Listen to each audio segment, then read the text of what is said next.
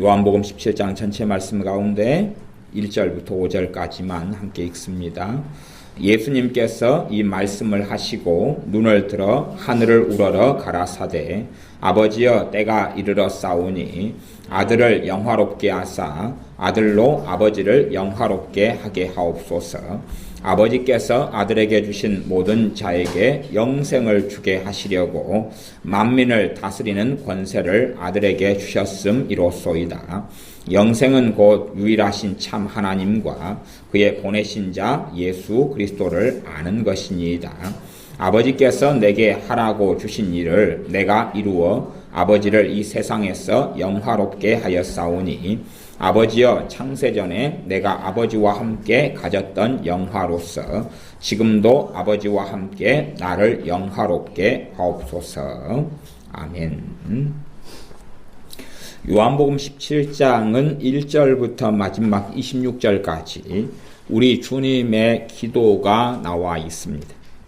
우리 주님께서 십자가에 못 박히시기 전에 하셨던 기도는 겟세마네 동산에서 기도고 지금 요한복음 17장에서 하는 기도는 제자들에게 말씀을 가르치신 다음에 겟세마네 동산으로 가기 전에 드리셨던 기도입니다. 그래서 요한복음 17장은 주님의 특별한 기도가 되는데 내용은 크게 두 가지의 내용으로 나누어집니다. 하나는 주님 자신을 위한 기도 하나 하고 또 하나는 주님의 제자들을 위한 기도 이렇게 나누어집니다. 그러므로 우리가 정말로 주님의 깊이 있는 기도 생활을 살펴보며 주님께서 정말 간절히 원하셨던 것이 무엇인가 하는 걸 살펴보며 나아가서 부활하시며 승천하신 주님께서 재림하시기 전까지 하나님의 보좌 우편에서 우리를 위하여 간구하고 기도하시는 내용이 과연 무엇인가 하는 것까지를 살펴볼 수 있습니다. 정말로 아버지의 소원이 무엇이고 우리 주 예수님의 소원이 무엇이며 주님의 간절한 기도와 우리에 대한 원함과 열망이 무엇인지를 요한복음 17장에서 살펴볼 수 있습니다. 요한복음 17장 1절부터 읽어가면서 말씀을 설명하겠습니다. 예수님께서 이 말씀을 하시고 눈을 들어 하늘을 우러러 가라사대 제자들에게 말씀을 하신 다음에 눈을 들어 하늘을 우러러 보면서 기도하셨다 하는 것은 주님의 기도를 그 현장에 있던 주님의 제자들도 다 듣고 경험했던 것이라는 것을 알 수가 있습니다. 아버지여 때가 이르러 싸우니 아들을 영화롭게 하사 아들로 아버지를 영화롭게 하게 하옵소서. 제 개인적으로는 아버지와 우리 주 예수님의 관계성 속에서 우리 주님께서 하늘을 우러러 보시면서 기도하신 것은 제 개인적으로는 그렇게 생각하며 해석합니다. 하늘 보좌에 계신 아버지 하나님을 배우면서 기도했다라고 생각하지 단순하게 눈만 하늘을 쳐다보고 하는 기도는 아니었다라고 저는 생각하고 있습니다. 스테반 집사님께서 눈을 들어 하늘을 쳐다볼 때에 하나님의 영광이 보이며 보좌에 계신 하나님을 배웠고 주님을 만나면서 그가 경탄의 소리를 외쳤고 그 이후에 돌에 맞아 순교하였던 것처럼 우리 주님께서도 하늘을 우러러 보실 때에 하늘이 열리며 하나님의 영광의 보좌 가운데 계신 아버지 하나님을 만나고 보시는 가운데 기도하셨지 않느냐 하는 것이 제 개인적인 견해고 생각입니다. 그러면서 아버지여 하늘을 우러러 보시면서 드리시는 기도가 때가 이르러 싸우니 아들을 영화롭게 하사 아들로 아버지를 영화롭게 하옵소서. 우리 주 예수님께서 영화롭게 되셔야 하는 이유는 아버지 하나님을 영화롭게 영광스럽게 하기 위하심입니다. 우리 주님께서는 부활하시면서 영광을 얻으셨고 승천하시면서 또한 영광을 얻으셨으며 하나님 아버지의 말씀의 진리라는 것을 입증하셨고 하나님 아버지의 사랑을 증명하셨으며 십자가에서 하나님의 진노의 공의를 증명하시고 입증하셨습니다. 2절 아버지께서 아들에게 주신 모든 자에게 영생을 주게 하시려고 요한복음 17장에 일관적으로 흘러가는 것은 하나님 아버지께서 아들에게 주신 사람들이라는 것이 일관적으로 흘러가고 있는 것입니다. 관점이 하나님 아버지의 관점입니다. 사람이 스스로 하나님께 나오는 것이 아니라 하나님께서 불러주셔야 나온다는 관점입니다. 사람이 스스로 자신의 자유의지로 예수님을 선택하는 것이 아니라는 사실입니다. 많은 사람들에게 구원의 문이 열리고 은혜의 문이 열려서 모든 사람이 실제로 주님을 찾고 부를 수 있습니다. 모든 이방인들에게 복음의 문이 열려서 모든 이방인들이, 모든 사람들이 자유롭게 예수님을 찾고 부를 수 있습니다. 그러나 사실이 그것은 하나님께서 이방인들을 불러주셨기 때문에 가능하다는 것입니다. 로마서 11장 말씀에 의하면 하나님께서 유대인들을, 이스라엘 사람들을 강팍함 속에, 불순종 속에 가두어 두었다고 그럽니다. 언제까지냐 그러면 이방인들의 충만한 수가 구원을 얻을 때까지 가두어 두셨다는 겁니다. 다시 말하면 이스라엘 사람들이 강팍한 가운데 있는 시간 동안에 이방 사람들에게는 구원의 문, 은혜의 문, 영생 얻을 문이 활짝 열렸다는 이야기입니다. 하나님의 긍휼과 은혜가 이방인들에게 쏟아지고 있다 하는 말씀과 같습니다. 아버지께서 아들에게 주신 모든 자, 아버지께서 아들 대신 주님에게 주신 모든 자에게 영생을 주게 하시려고 만민을 다스리는 권세를 아들에게 주셨음이로소이다. 영원한 생명은 아들이 주시는 선물에 속합니다. 영원한 생명은 아들이 주시는 선물에 속하고 은혜에 속합니다. 내가 어떤 선하고 아름다운 삶을 살았다 하는 보상으로 받는 것이 아닙니다. 내가 예수님을 믿었다 하는 것의 보상이 아닙니다. 예수님을 믿는 것이 어떻게 보상이겠습니까? 예수님을 믿어서 죄가 용서받는 것이 도대체 무슨 보상이겠습니까? 자기 중심적이고 이기적인 어리석은 사람들은 예수님을 내가 믿은 것이 대단한 어떤 일을 했다라는 착각 속에 들어가 있습니다만은 결코 그것은 은혜에 속한 것이지 아무 일도 아닙니다. 그래서 자격을 갖춘 사람에게 영생을 주시는 것이 아닙니다. 행위를 가지고 선한 열매를 가지고 선한 행위를 한 사람들에게 영생을 주시는 게 아니라 아버지께서 아들에게 주신 사람들에게 영생을 주시며 그 사람들은 예수를 믿는 믿음을 통하여 주님께 나온 사람들입니다. 그런 사람들이 영생을 얻습니다. 행위로 인한 게 아니라 그 사람의 선행이나 그 사람의 정결함으로 인하여 영생을 얻는 것이 결코 아닙니다. 기본적으로 주님께서 기도하시면서 영생에 대하여 하나님과 아버지와 대화를 나누고 있습니다. 영생은 곧 유일하신 참 하나님과 그의 보내신 자 예수 그리스도를 아는 것입니다 라고 하나님께 기도하고 있습니다. 제자들이 그것을 지금 듣고 있는 중입니다. 정말로 영생 얻는 길이 무엇이냐 하면 유일하신 참 하나님을 아는 것, 그의 보내신 자 예수님을 아는 것, 그것이 영생 얻는 길이라고 말씀합니다. 안다는 것은 정보와 지식을 얻는 것이 아니라 그분과 관계 속에 들어간다는 이야기입니다. 예수님에 대한 정보를 얻어서 그분이 몇 세에 공생의 사역을 시작하셨고 몇 년 동안 공생의 세월을 가지셨으며 또한 주님께서 어떤 말씀을 전하셨다 하는 것을 정보와 지식으로 듣고 아는 것을 아는 것이라고 하지 않고 실제적으로 진리의 말씀을 통하여 하나님 아버지와 관계를 맺는 것, 진리의 말씀 복음을 통하여 믿음을 통하여 예수님과 관계를 맺는 것, 그것이 아는 것입니다. 그래서 아는 것은 쌍방적인 것이 될 수밖에 없습니다. 많은 사람들이 주여 우리가 주님을 믿었고 알았습니다 했을 때에 주님께서는 말씀하시기를 나는 너희를 도무지 알지 못한다 그랬습니다. 쌍방적인 관계가 되어야 아는 것이지 내가 안다고 주장한다 해서 아는 것은 아닙니다. 주님께서는 나는 너희를 도무지 알지 못하니 불법을 행하는 자들아 나를 떠나가라 그렇게 말씀하시는 것이 있습니다. 그러니까 사람들은 나는 안다고 생각하지만 정말로 내가 주님을 알고 주님이 나를 아시는 것을 어떻게 확인할 수 있냐 그러면 우리 안에 우리의 삶 가운데 역사하시는 성령 하나님의 충만하심과 역사하심과 인도하심을 통해 확인할 수가 있습니다.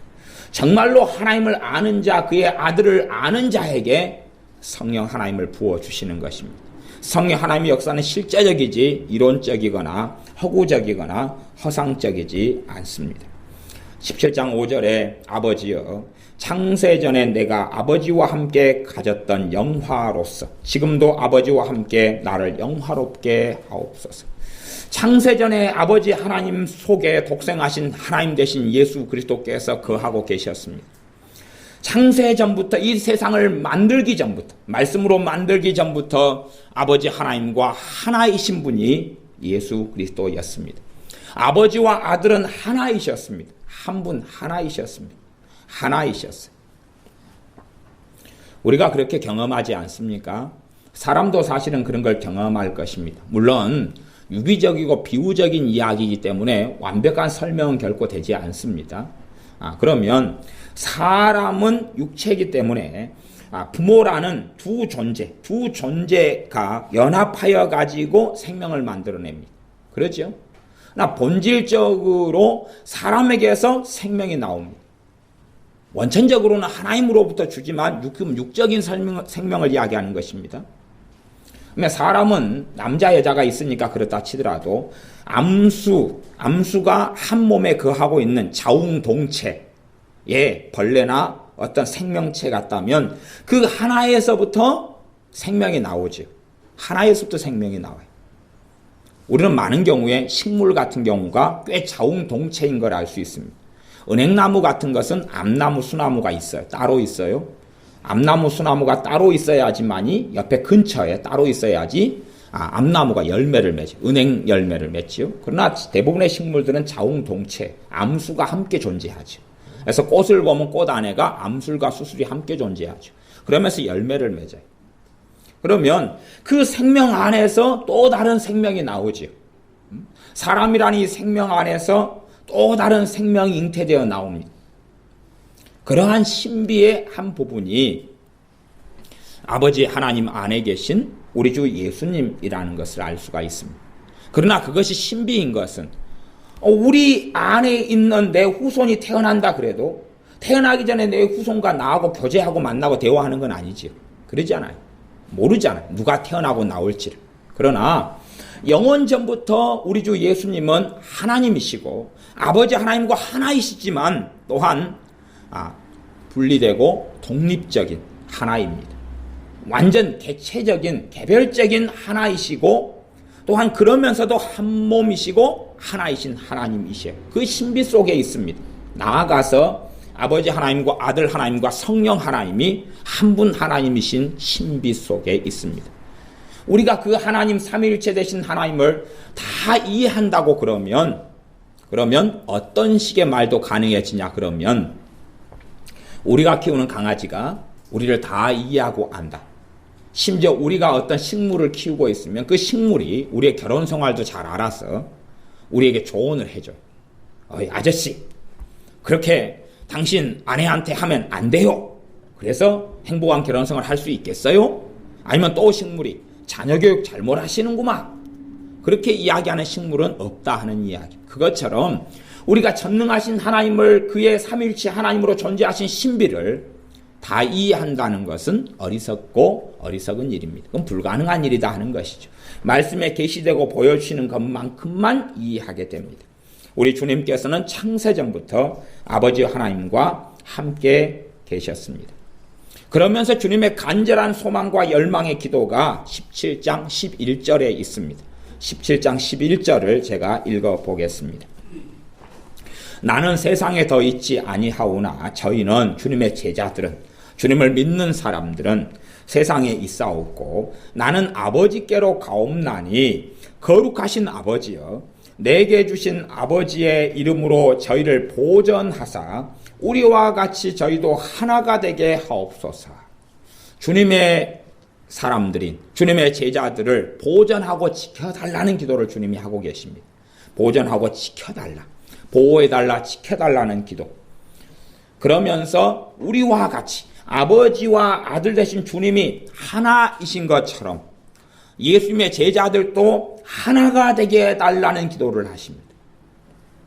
끊임없이 이 기도 속에서는 주님의 간절한 열망이 예수님을 믿는 예수님의 제자들이 예수님의 사람들이, 하나님의 자녀들이, 말하자면 교회가 하나 되기를 계속하여 기도하고 있습니다. 21절도 그러합니다.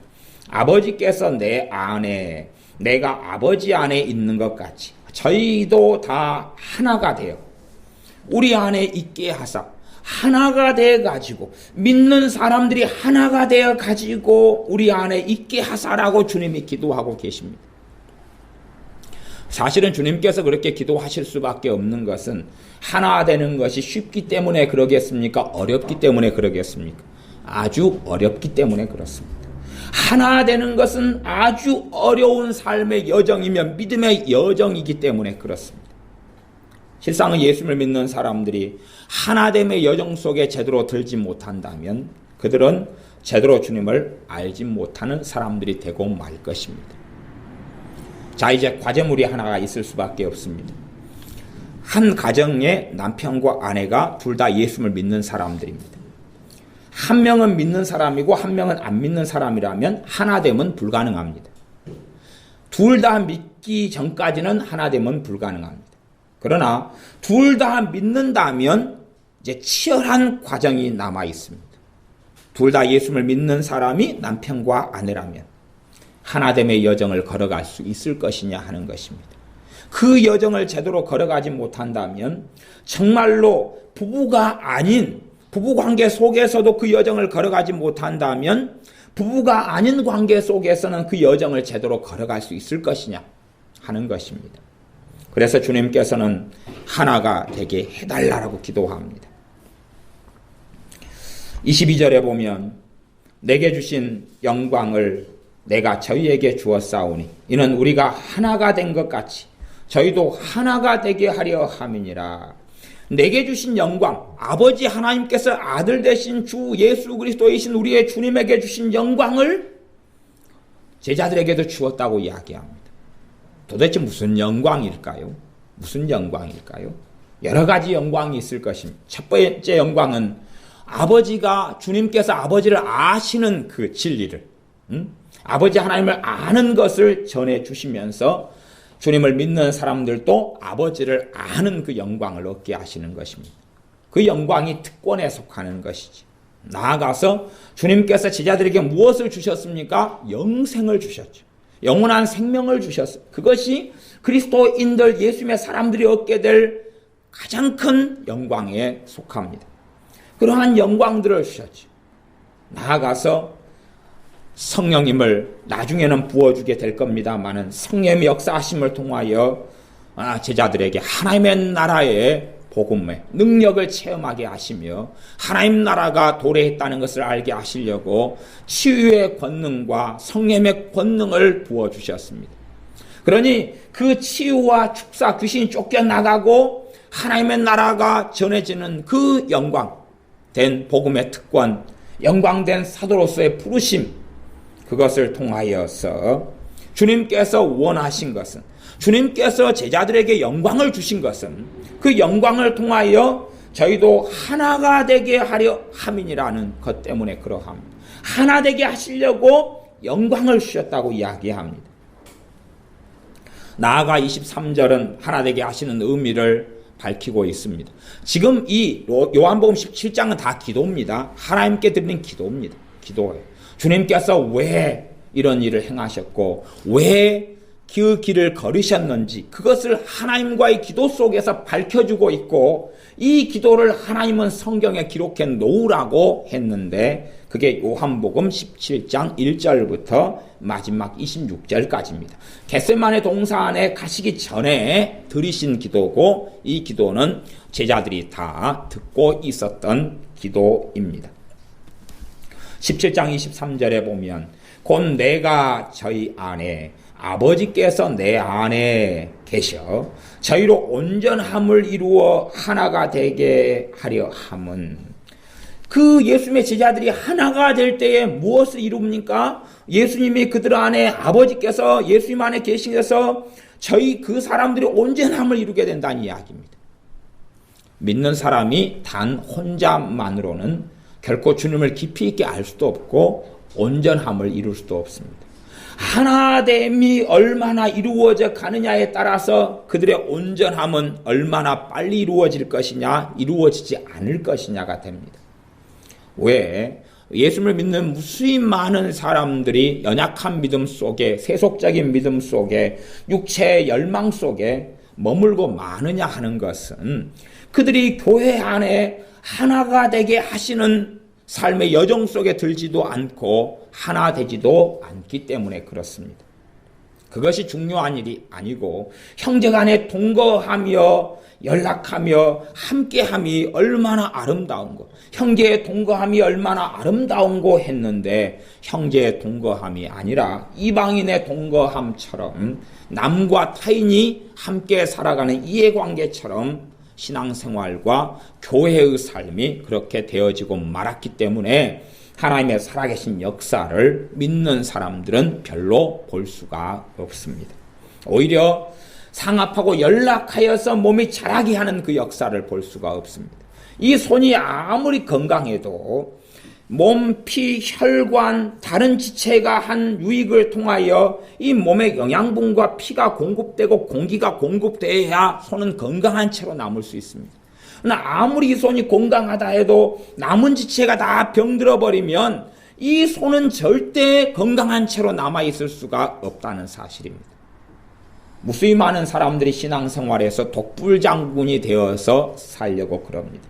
심지어 나만 살려 그러거나 나만 믿음을 유지하면 나는 하나님을 깊이 있게 안다는 착각 속에 있거나 아니면 신학 공부를 많이 하고 성경 공부를 많이 하고 성경만 많이 알면 나는 정말 주님을 깊이 있게 안다고 착각하는 사람들이 많습니다. 그러나 결코 그렇지 않고 하나됨이 이루어지지 않으면 주님을 깊이 있게 알아갈 수가 없다는 사실이고 제대로 믿음 가운데 성장하고 자라갈 수가 없다는 사실입니다. 그것 때문에 주님께서 히브리서 말씀에서는 그렇게 적고 명령하고 계신 것입니다.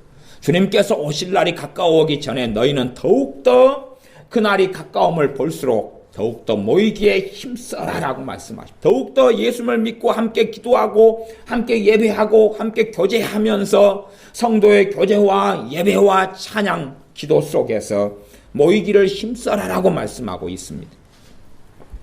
점점 현대화된 교회 속에서는 모이기를 힘쓰는 일들이 상황과 환경상 사라져가고 있습니다. 어쩔 수 없이 간혹 모인다 할지라도 형제의 동거함이 뜨겁게 나타날 때만이 하나님의 살아계신 역사가 나타납니다. 실제로 기적같이 무수하게 많은 일들이 우리 주 예수님의 이름으로 교회 속에 나타날 수 있습니다. 나타날 수 있으나 어떤 교회 가운데 놀라운 하나님의 기적 같은 일들이 많이 나타나고 그 영광이 하나님의 영광이 나타나냐 그러면 하나된 교회 속에 나타나는 것입니다. 하나된 교회 속에 나타나는 것입니다. 120명이 마가의 다락방에서 기도하였습니다. 그리고 오순절날 놀라운 성령의 강림이 있었습니다. 그런데 오순절날 성령의 강림이 있을 때에 그 120명의 믿는 사람들은 마음을 같이 하여서 기도에 힘썼다고 이야기합니다. 또한 오순절 성령 강림 이후에도 그들은 한 마음이 되어서 기도에 힘썼다고 이야기합니다. 하나가 되었다는 이야기죠. 그 속에서 놀라운 성령 하나님의 역사하심이 있었습니다. 우리 아이들이, 교회 아이들이 그래도 몇 명은 함께 사실은 공동체 아닌 공동체 생활을 교회 중심으로 하고 있습니다. 그러면 심지어는 우리 중학생은 우리 3명은 같은 반이기도 하죠. 인선이나 은혜나 민지는 중학교에서 그 여러 반 중에서 하필이면 3명이 같은 반이 됐어요. 사실은 같은 반 되기 전에 제가 애언을 했어요. 애언을. 제가 뭐라고 했냐 그러면 분명히 너희들 대다수가 같은 반이 될 것이다. 그리고 제가 같은 반 발표 나기 전에 제가 이야기를 했어요. 그래서 똑바로 살아라. 시기 질투하지 말고 그렇게 살아라. 그리고 제가 이야기했는데 애들이 기억할 줄은 모르겠어요. 그러면 이제 3명이 같은 반이 됐어요. 그러면 이 3명이 과연 하나가 될 수 있느냐는 것이 하나가 될 수 있느냐. 하나 되려면 무엇이 없어져야 돼요? 시기, 질투, 분쟁, 파장이 없어져야 돼요. 시기, 질투가 있으면 절대 하나가 될 수 없죠. 다음에 이 애들만이 아니라 다른 애들도 함께 모여서 많이 생활하고 지내죠. 그러면 이 작은 무리, 기껏해야 한 10여 명이나 되는 이 무리가 과연 하나가 될 수 있을 것이냐 하는 것이. 물론 저는 하나 되지 못하는 것을 많이 보죠.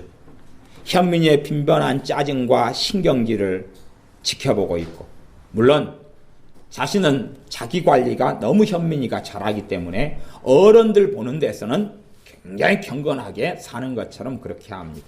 그러나 어른들이 없을 때는 얼마나 충만한 짜증과 신경질 속에 자주 자기를 드러내고 사는 줄 모릅니다. 아침에 학교 가라고 깨울 때 되면 여러 일들 속에서 난장판이 벌어지는 일들은 빈번합니다. 하나 되는 삶, 몇 명 안 되는데 하나 되는 삶은 극히 어려운 것이, 내 고집, 내 주장, 내 아집, 내 독선, 내 이기심, 희생과 헌신 없이, 섬김 없이는 하나 되는 것은 결코 불가능하지 않습니까? 누군가가 나를 위해 희생만 다 해줘야 되고 헌신만 다 해줘야 된다는 것 속에서 하나 되면 결코 불가능한 일이 됩니다. 나아가서 특별히 부부의 하나됨이라는 것은 일방적인 사랑과 헌신으로서는 그 하나됨은 불가능합니다. 정말로 그 부부가 예수님 안에서 하나가 되려면 쌍방적인 헌신과 섬김과 희생이 쌍방적으로 함께 있어야 되지, 일방적인 한 사람이 희생하고 헌신하면서 그 나머지 사람이 희생과 헌신 속에 나오질 않습니다. 주의 종에게 대해서도 하나님은 그렇게 말씀하지 않습니까? 주의 종 너희가 본을 보여라. 그러면서 그 본을 따라서 양된 하나님의 자녀들, 성도님들이 그 본을 따라올 것이다. 섬김의 본을 보이고 그들도 섬김으로 나올 때 하나가 되는 것이지. 한쪽의 사람들은 섬기고 나머지는 섬김을 받는 위치로 와버리면 결코 하나가 될 수가 없죠. 여기서 섬기고 저기서도 섬기고. 그래서 우리의 어린 자녀들은 어릴 때부터 누리는 것이 아니라 섬기는 것을 가르쳐야 됩니다. 섬기는 것이 몸에 배이지 않으면 사실은 그들이 예수를 믿는다 할지라도, 그리고 그 믿음을 유지한다 할지라도 만년 갓난 아이로 머물 수밖에 없습니다. 40이 되고 50이 되고 60이 되고 70이 되고 80이 될 때까지 신앙생활은 할 수 있을지 몰라도 둘 중에 하나지요. 주님의 생명을 잃어버린, 죽어버린 믿음을 가진 종교인으로 전락할 수도 있고, 아니면 만년 갓난 아이로 머물 수밖에 없습니다. 섬김을 배우지 않으면. 주님께서는 그래서 세족식을 하시면서 제자들의 발을 씻어 주시면서 내가 너희를 종이 되어 섬겼으니 너희도 종이 되어 섬겨라라고 말씀하고 있는 것입니다. 요한복음 17장 23절에는 그래서 저희로 온전함을 이루어 하나가 되게 하려 함은, 하나 되게 함은 아버지께서 나를 보내신 것과 또 나를 사랑하심 같이 저희도 사랑하신 것을 세상으로 알게 하려 함이로소이다. 세상은 뭡니까? 예수님의 자녀가, 예수님의 사람들, 예수님의 제자들, 하나님의 자녀가 아닌 사람들, 아직 구원 얻지 못한 사람들, 생명 얻지 못한 사람들로 하여금 예수님을 믿는 그 사람들이 하나님께서 그들을 얼마나 극진히 사랑하시는가 하는 것을 알도록 하기 위함이다 하는 것입니다. 정말로 예수님의 사람들이 하나가 되어지고 서로 사랑하게 되고 한다면 하나님의 놀라운 사랑이 그 믿는 이들에게 나타난다는 이야기입니다. 나타나니까 세상 사람들이 보고 놀랄 수밖에 없는 것이, 놀랄 수밖에 없을 정도의 놀라운 하나님의 살아계심과 임재와 그 영광이 교회 속에 나타난다는 것입니다. 야고보서 5장에는 그렇게 말씀합니다. 병든 자들은 교회의 장로들을 청하여서 기도하여라. 병 낫기를 위해 기도해라. 그러면서 그 다음에 이어지는 말씀은 너희 죄를 서로 고하며 병 낫기를 위해 기도하라 그럽니다. 그러면 너희의 허물이 용서받을 것이다. 너희의 죄가 용서받을 것이다. 그럽니다. 너희의 죄를 서로 고하며, 그러나 사실은 현 시대 교회에서는 너무나 어려운 일입니다. 왜냐하면 내 허물과 내 부족함과 내 연약함을 상대방에게 드러내버린다면, 다른 교인들에게 드러내버린다면, 과연 그들이 내 죄처럼 끌어안고 용납하고 사랑하며 하나 되는 길을 걸을까? 아니면 판단하고 정죄하며 공격할까? 내 허물이 드러나고 내 허물이 고백된다면, 그렇기 때문에 많은 사람들의 죄가 처리되지 않고 용서받지 못하며 속죄되지 못하며 남아있는 일들은 너무 많습니다. 왜냐하면 하나 되는 속에서야 내 허물을 이야기할 때에 사랑으로 그걸 덮을 수 있고, 그 속에 하나님의 용서하심과 하나님의 사하심의 놀라운 역사가 나타나는데, 우리는 하나 되지 아니하였기 때문에 내 부족함과 허물을 고하라는 하나님의 말씀 앞에서 그렇게 할 수 없다는 거죠. 내 허물과 내 죄를 드러내고 내 은밀한 일들을 드러내면 과연 나를 사랑하고 나를 끌어안을 수 있을 것이냐? 그것이 하나님의 놀라운 영광 가운데 하나인데, 믿는 사람들은 그렇게 하나 되지 않습니다. 형제들 속에서도 마찬가지죠. 한 혈통, 한 부모 밑에 난 형제들 속에서라도 내 허물과 부족함을 드러내버리고 내가 이런 실수를 했노라 드러내버리면 어떻게 생각하겠습니까? 아, 저 사람은 그런 사람이야 라고 판단할 근거를 하나 가지게 되겠죠. 함께 살아가는 사람이 어떤 실수와 허물을 드러내버리고 그런 행동을 했다면 우리는 생각하지 않겠습니까? 아, 이 사람 하나 약점 하나 잡혔어. 이 사람 문제 하나 잡혔어. 아, 이 사람은 이래서 문제가 있어. 2개, 3개, 4개를 들으면 아, 이 사람은 흉악한 사람이야. 이 사람은 문제가 많은 사람이야. 이 사람은 경건치 않은 사람이야. 이 사람은 어리석은 사람이야. 심지어 이 사람은 미혹하는 영에 사로잡혀 있어. 이 사람은 마귀에게 사로잡혀 있는 사람이야. 등등 생각해 버릴 수 있습니다. 왜냐하면 하나 되지 않았기 때문에. 그래서 야고보서 5장 말씀대로 너희 죄를 서로 고하며 그 속에 나갈 수가 없는 것입니다. 그 속에 나아가면 놀라운 치유의 역사와 죄를 속해주시는 하나님의 살아계심을 야고보서 5장 말씀처럼 볼 것인데, 그러나 그렇지 않기 때문에 교회는 하나님의 영광을 가지고 있지 않게 됩니다. 하나님의 놀라운 사랑의 영광을, 하나님의 놀라운 사랑으로 인한 살아계심을 교회는 가지고 있지 않습니다. 그리고 하나 되지 않으면 않을수록 원수 마귀는 교회 안에서 날뛰게 되어지고, 그리고 결과적으로는 그들의 믿음은 황폐해져 가고 그들의 신앙과 성령 역사는 소멸되고 사라져갈 것이고, 그들은 믿음을 가지고 생존하기도 어려워져 버리는 것입니다. 그래서 고린도 교회에 너희는 파당과 분당을 만들지 말고 시기와 질투를 하지 말고 하나 되어라 라고 말씀하고 있는 것과 같이, 우리 주님께서는 끊임없이 주님의 제자들, 하나님의 사람들, 그리스도인들을 위하여 기도하시는 것은, 그것은 그들이 하나 되게 해달라는 기도입니다. 주님의 이 요한복음 17장의 기도는 우리에 대한 기도이기도 합니다. 우리를 위한 기도이기도 합니다. 우리를 위한 기도라는 것은 이 요한복음 17장에 기록되어 있는 일이기도 합니다. 단지 이제 예수님의 제자들만이 아니라 그런 것이 아니라 이 제자들을 통해서 예수님을 믿게 되는 사람들까지라도 포함한 기도라고 이 성경은 기록하고 있습니다. 다시 이제 17장 6절로 넘어가겠습니다. 세상 중에서 내게 주신 사람들에게 내가 아버지의 이름을 나타내었나이다. 세상 중에서 내게 주신 사람들에게, 그럽니다. 왜? 주님께서는 진실과 진리를 알고 계시기 때문에 그렇습니다. 혹은 인간적으로, 인본적으로 주님께서 내가 열심히 노력해서 내 사람들을 내가 만들었습니다 라고 아버지께 나아가지 않습니다. 내가 열심히 전도하고 열심히 말씀을 가르쳐서 그래서 이렇게 많은 사람들이 믿게 되었습니다.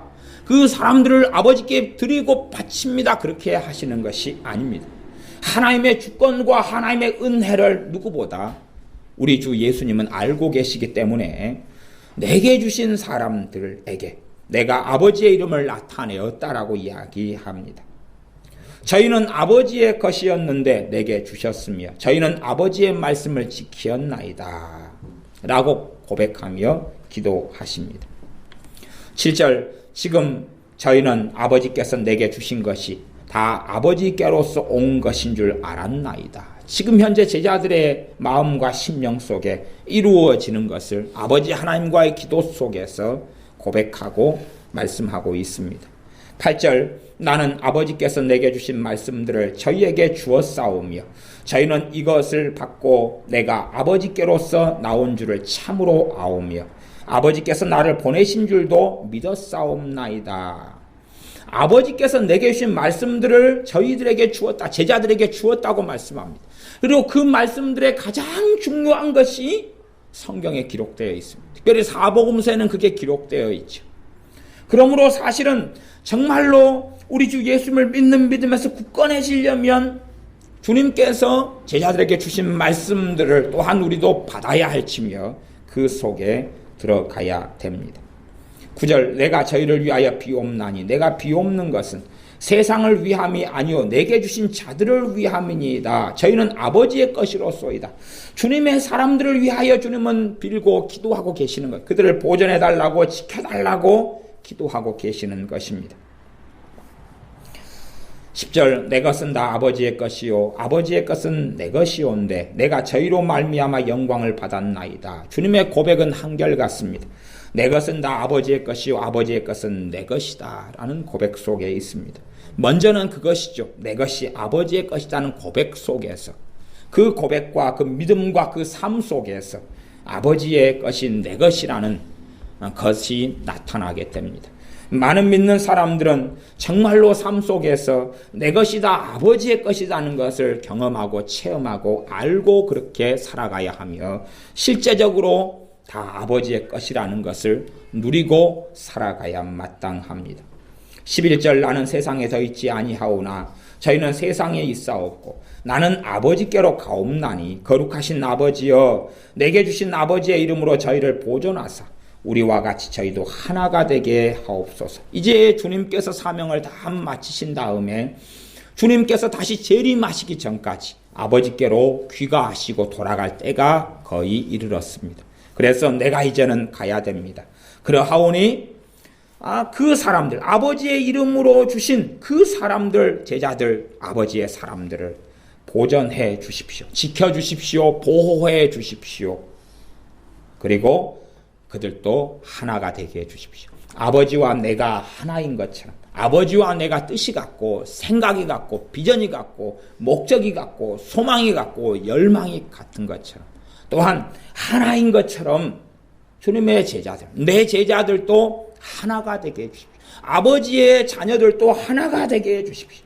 목적이 같고 뜻이 같고 비전이 같고 꿈이 같고 열망이 같고 소원이 같고, 물론 똑같은 음식, 똑같은 옷을 입고 산다, 그런 이야기는 결코 아닙니다.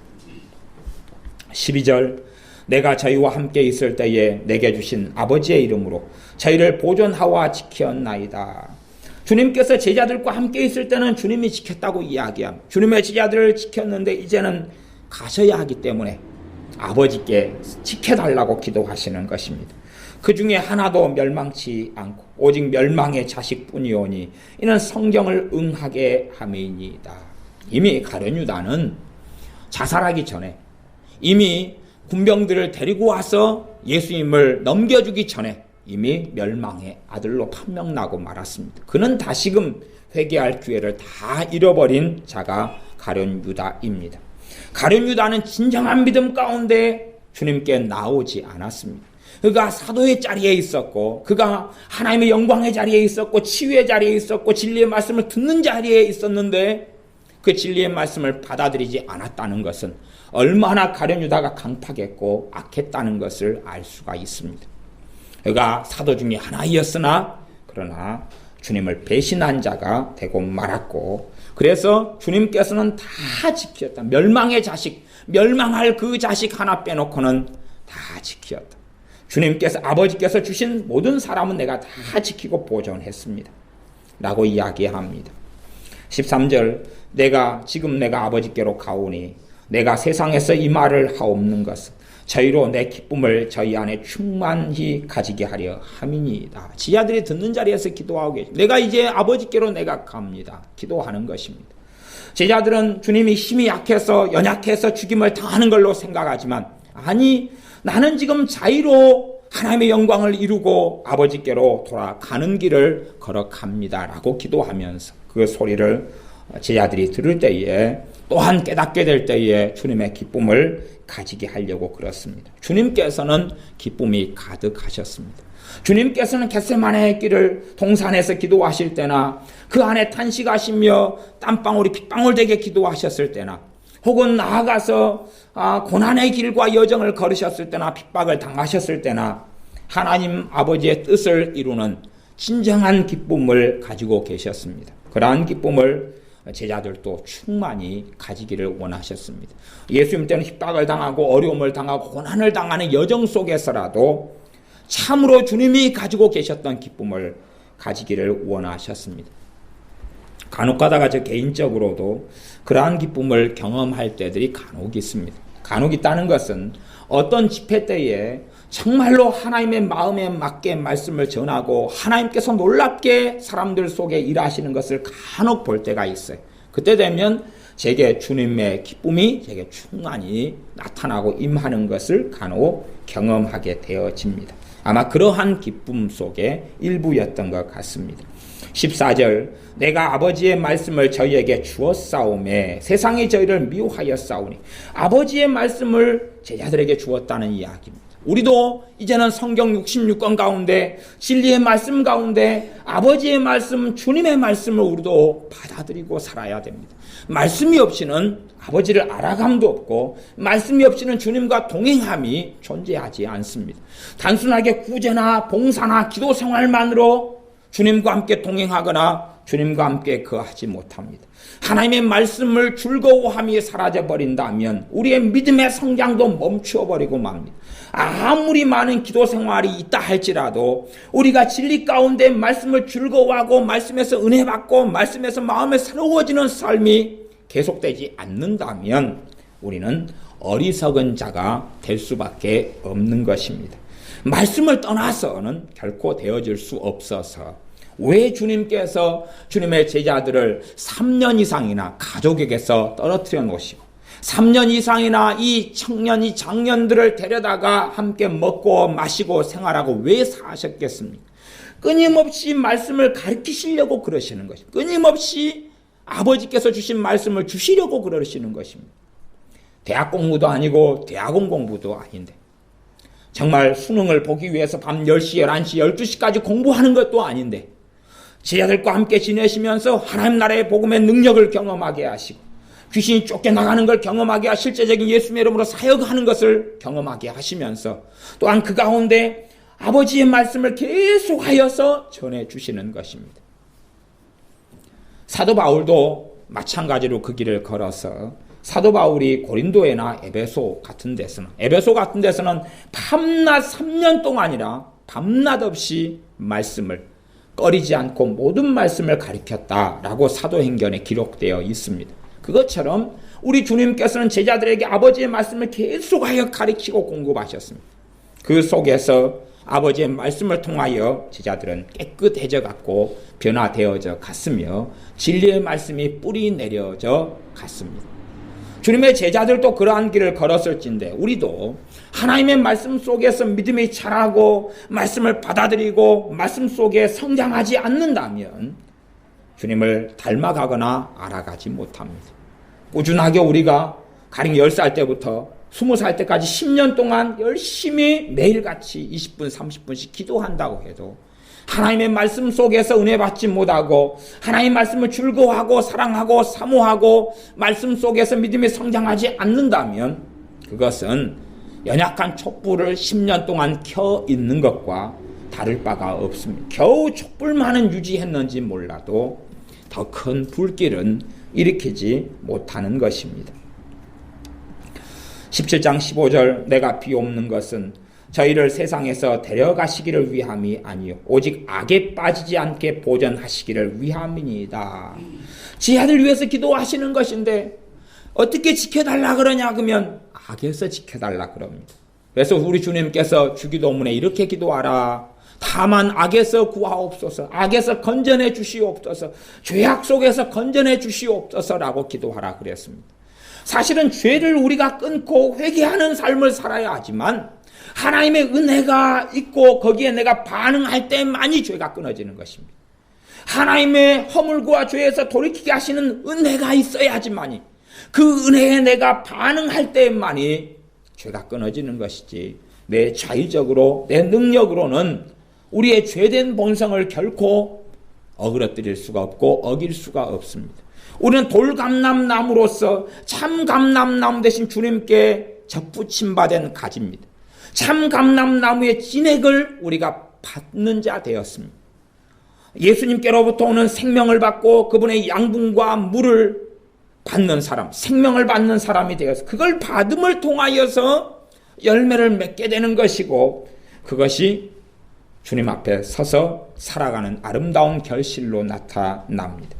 그러지 우리 자의적으로 악에서 거룩하게 되거나 깨끗게 되는 것은 아닙니다. 그래서 주님의 기도는 보전해달라, 지켜달라는 것은 그들을 악에 빠지지 않도록, 죄악에 빠지지 않도록 지켜달라 하고 기도하는 것입니다. 단순하게 세상에서 그냥 천국으로 빨리 보내달라 기도하는 게 아닙니다. 왜냐하면 제자들은 사명을, 부르심을 가지고 있기 때문에 그렇고 이 땅에 있는 동안에 아버지의 사명, 우리 주 예수님의 사명을 감당해야 되기 때문에 그렇습니다. 16절 내가 세상에 속하지 아니함같이 저희도 세상에 속하지 아니하였사옵나이다. 저희를 진리로 거룩하게 하옵소서. 아버지의 말씀은 진리니이다. 주님의 기도는 뭡니까? 진리로 거룩하게 하옵소서 그럽니다. 이 말씀이 이루어지려면, 이 주님의 기도가 이루어지려면 우리가 진리 가운데 나아가지 않으면 이루어질 수가 없습니다. 진리 가운데 나아가지 않는 사람들은 진리로 거룩해지지가 않습니다. 그러니 무수히 많은 믿는 사람들에게 주님의 기도는 무용지물이 되고 열매를 거두지 못하는 공허한 것이 되는 것은 유감스러운 일입니다. 내가 진리 가운데 나아가는 것을 누가 대신해 줄 수가 없는 것입니다. 제 어머니께서는 일을 하고 갔다 오셔서 피곤하시면 제게 그런 이야기를 하셨습니다. 내가 화장실 가고 싶은데 대신 갔다 온나? 아들 삼형제가 있었는데 아무나 대신 갔다 오너라 그랬습니다. 하지만 한참 지난 다음에 스스로 일어나셔서 동구 밖에 있는 화장실을 다녀오셨습니다. 왜냐하면 화장실 가는 건 대신해 줄 수가 없었기 때문에 그렇습니다. 밥을 내가 씹어서 먹는 것도 대신해 줄 수가 없는 것 아니겠습니까? 그것처럼 진리의 말씀을 받아들이고 먹는 것은 아무도 대신해 줄 수 없는 홀로 걷는 길이 되어집니다. 그래서 저희를 진리로 거룩하게 하옵소서 라고 주님은 기도합니다. 왜냐하면 주님의 제자들이, 주님을 믿는 사람들이 진리로 거룩해져야지만이 거룩한 여정 속에 끝까지 믿음을 지키며 주님 앞에 섰을 때의 부끄러움을 당치 않기 때문에 그렇습니다. 그러나 진리가 없다면, 진리로 인하여 하나님의 말씀인 진리 속에, 아버지의 말씀 속에 끊임없이 나아가지 않는다면 그 사람들의 머물러 있는 것은 이마트, 롯데마트에 맛배기를 잠깐 먹고 거기에 취하여 있는 것, 그거밖에는 없는 것입니다. 저는 커피를 좋아합니다. 그래서 이마트, 롯데마트에 가면 거기에 근무하는 분들에게 커피를 한 잔씩 요청합니다. 한 잔 달라고 그럽니다. 하지만 그것은 항상 거기에서 제가 달라고 그래서 먹을 수 없지 않습니까? 거리가 멀어서. 하지만 거기에서 한 박스를 사와서 100개, 200개를 사오면 그것만큼은 제가 타서 먹을 수 있는 것이겠죠. 사람들은 맛배기 속에서 잠깐 그 속에서 잔치 속에 구경꾼이 되어서 그 분위기에 젖어서 멈춰있기를 좋아하지만 그러나 그 속에서 거룩하게 되지 않습니다. 거룩하게 하시는 아버지의 말씀, 우리 주 예수 그리스도의 말씀을 받아들이고 그 속에 내가 자원하여서 사랑함으로 나아갈 때만이 진리로 거룩하게 됩니다. 그러니 주님께서 제자들을 위한 기도, 우리를 위한 기도는 진리로 거룩하게 하옵소서라고 기도합니다. 이 기도가 우리의 삶에 이루어지려면 이 주님의 기도를 힘입어 진리 가운데 반드시 나아가야 합니다. 18절 아버지께서 나를 세상에 보내신 것 같이 나도 저희를 세상에 보내었고 사명을 주어서 보내셨다는 이야기입니다. 또 저희를 위하여 내가 나를 거룩하게 하오니 이는 저희도 진리로 거룩함을 얻게 하려 함이니이다. 우리 주님께서는 하나님이셨습니다. 하나님이셨는데 그 영광의 보좌에서 내려와서 비천한 종의 모습인 이 몸을, 사람의 몸을, 죄악된 몸을 가지고 똑같이 우리와 같은 사람이 되셔서 길을 걸어가셨기 때문에, 주님 스스로 거룩함이 아닌 죄의 길에 들어설 수도 있었기 때문에 사단은 주님을 시험하였던 겁니다. 그러나 주님께서는 제자들을 사랑하셔서, 주님의 사람을 사랑하셔서 내가 나를 거룩하게 한다고 말씀합니다. 거룩하신 그분이 더 거룩함 속에 들어간다는 이야기입니다. 거룩하신 그분이 또한 거룩하게 하신다고 말씀합니다. 이건 정말 이해하기 어려운 진리 가운데 하나입니다만은, 더 거룩할 필요가 없을 것 같은 주님이시고 완벽한 주님이신데, 죄 가운데는 완벽한 주님이신데, 그러나 아버지의 길과 아버지께서 원하시는 길을 순종하고 그 길을 걸어갈 때에 더 깊은 거룩함 속에 들어가는 것 같습니다. 그래서 내가 나를 거룩하게 한다고 주님께서는 기도하고 계십니다. 그 이유는 우리를 진리로 거룩하게 하려고, 우리가 아버지의 말씀, 주님의 말씀인 진리를 통하여 거룩함을 얻게 하시려고, 주님께서 거룩함의 여정을 걷지 않으신다면 우리가 말씀을 붙잡고 있어도 그 말씀을 통한 거룩함이 나타나지 않는다는 이야기입니다. 그러나 주님께서 희생하시며 섬기시며 순종하시며 진리의 길, 아버지의 길을 걸으신 것은 우리로 하여금 진리의 말씀이 살아있어서 그 말씀을 통하여 거룩함을 얻을 수 있게 하시기 위하여 그렇게 하셨다고 아버지와의 기도 속에서 고백하고 있는 것입니다. 20절, 내가 비옵는 것은 이 사람들만 위함이 아니요 또 저희 말을 인하여 나를 믿는 사람들도 위함이니. 그래서 이 주님의 기도, 요한복음 17장이 바로 여러분과 저를 위한 주님의 기도인 것을 알 수 있고, 우리가 이 기도가 우리에게도 지금도 영향이 있고 살아있다는 것을 알 수가 있습니다. 주님께서 우리를 위해서 그렇게 기도해 놓으셨던 것입니다. 하나가 되게 해 주십시오. 하나 되려고 나아가지 않는 사람에게는 하나됨은 나타날 수가 없습니다. 진리 속에 나아가지 않는 사람에게는 주님께서 진리로 거룩하게 하옵소서라고 기도해 놓으셨지만 진리로 거룩하게 될 수 없습니다. 악에서 빠지지 않게 해달라 주님께서는 기도해 놓으셨지만 우리가 말씀 속에서 죄와 싸우는 길을 걷지 않을 때는 우리가 죄악 속에 빠질 수밖에 없고 주님의 기도는 이루어지지 않을 것입니다. 21절, 아버지께서 내 안에 내가 아버지 안에 있는 것 같이 저희도 다 하나가 되어 우리 안에 있게 하사 세상으로 아버지께서 나를 보내신 것을 믿게 하옵소서. 믿는 하나님의 자녀들이, 제자들이, 예수님의 사람들이 하나가 되어지면, 교회가 하나가 되어지면 세상 사람들은 보고 이제는 안다는 사실입니다. 어떠한 하나님의 영광이, 어떠한 쉐키나가, 어떠한 하나님의 살아계심이, 어떠한 기적과 어떠한 놀라운 기름 부으심이 임할런지까지는 다 예측하고 다 알 수 없지만, 그러나 세상 사람들은 알게 된다는 것입니다. 저들이 예수님의 사람들이구나, 저들이 아버지 하나님의 사람들이구나 라고 안다는 것입니다.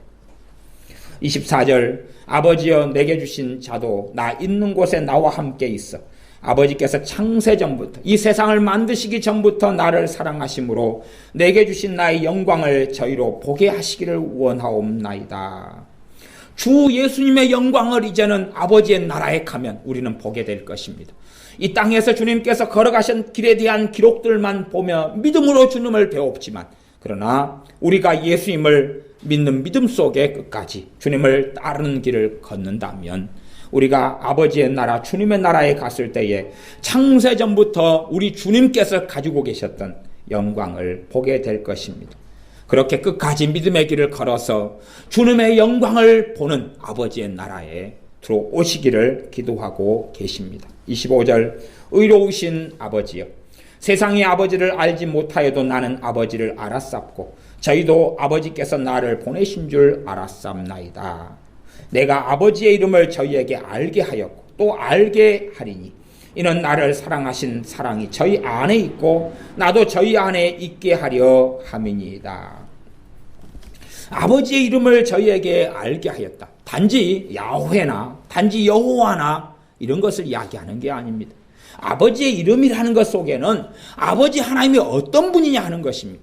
아버지 하나님의 속성, 아버지 하나님의 하나님 되심을, 그것을 알게 한다는 이야기입니다. 그분이 어떤 성품을 가지고 계시며, 그분이 어떤 존재이시며, 그분이 어떤 속성을 가지고 계시며, 그분이 전능하신 아버지 하나님께서 어떤 만왕의 왕 되시며 창조주이시며, 그분이 어떤 전능하심을 가지신 만주의 주가 되시는지를 말씀을 통하여 알게 하셨다고 이야기하고, 또한 또 더군다나 더 알게 하겠다고 말씀합니다. 그것을 통하여서 나를 사랑하신 사랑이 그들 속에 있게 된다는 이야기입니다.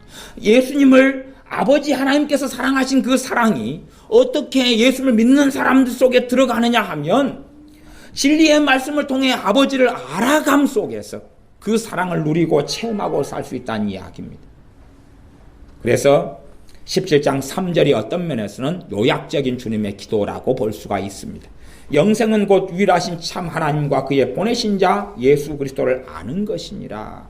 영생하신 하나님을 알아가며 또한 그분을 말씀을 통해 진리를 통해 알아갈 때에 아버지의 사랑이 우리 속에 거하고 나타납니다. 그러면서 나도 저희 안에 있게 하려 함이니라.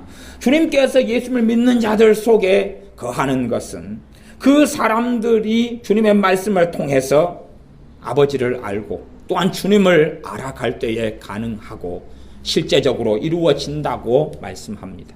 그러므로 우리가 주님의 기도를 통해서 간절한 소원이 악에서 보존하게 되는 것, 더 깊은 소원은 하나 되게 하시는 것, 하나 되게 하시는 것, 또한 우리를 보존하고 지켜달라는 주님의 소원, 또한 우리를 세상에 보내셨는데 우리 각자 예수님의 사람들에게는 부르심이 있고 소명이 있고 아버지의 뜻, 주님의 뜻을 이루어야 될 부르심 속에 있다는 사실입니다. 무엇보다 진리로 우리를 거룩하게 해달라는 주님의 기도가 있습니다.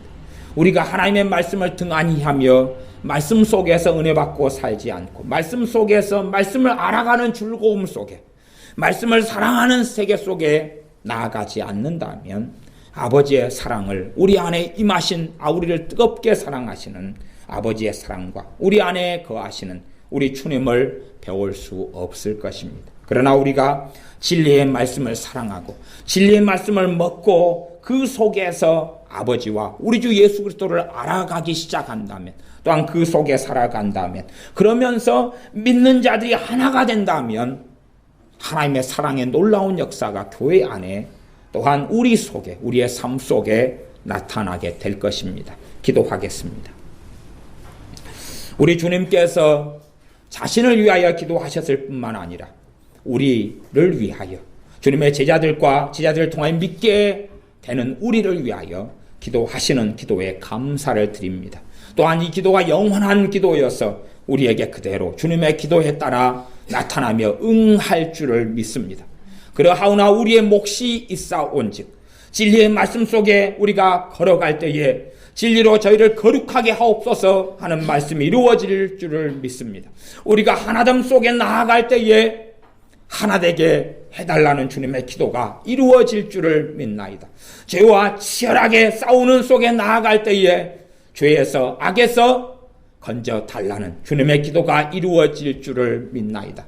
그러므로 우리가 죄와의 싸움을 멈추지 않고 싸워나가게 하시며 무엇보다 진리의 말씀을 사모하여 말씀을 통하여 아버지 하나님과 우리 주 예수 그리스도를 아는데 게으르지 않게 하여 주시며 단지 이론적이고 사변적인 그러한 지적인 신앙이 아니라 하나님의 말씀을 통하여 자라가며 성장하며 그 하나님의 말씀을 통하여 자라고 성장하는 것이 신자들과의 관계 속에 교회 속에서 하나됨으로 반드시 열매를 맺추어서 허구적이고 이론적이고 탁상공론이 아니라 하나님의 말씀이 삶 속에서 교회 생활 속에서 믿는 자의 관계 속에서 열매 맺음으로 하나님의 놀라운 사랑의 역사가 기름 붓고 하나님의 영광이 우리의 삶 속에 나타나 세상으로 하여금 우리가 하나님의 사람들인 것을 하나님의 자녀들인 것을 알게 하여 주시옵소서. 예수님의 이름으로 기도하옵나이다. 아멘.